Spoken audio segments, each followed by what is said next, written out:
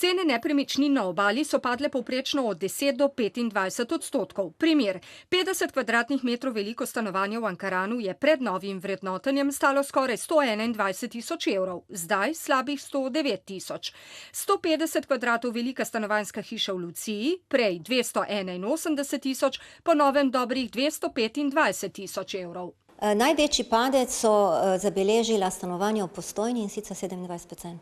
Nobenih sprememb za kmetijska zemljišča in gozdove, drugače je pri poslovnih prostorih, še posebej pri lokalih, katerih vrednost je denimo tu v Luciji padla celo za več kot 30%.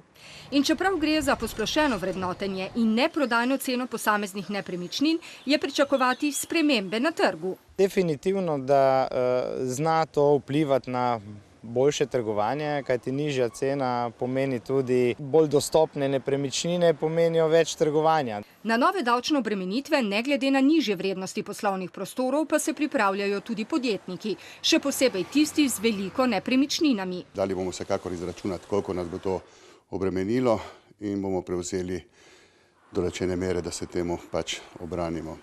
Logično bi bilo dezinvesticija oziroma prodaja, vendar vsi vemo, kako je v tem momentu na trgu nepremičnin. Kakorkoli, lastniki se na novo izračunano vrednost, ki bo, kot rečeno, osnova za davek na nepremičnine, za zdaj še ne morejo pritožiti. Lahko pa preverijo, ali so vpisani podatki o nepremičnini pravilni.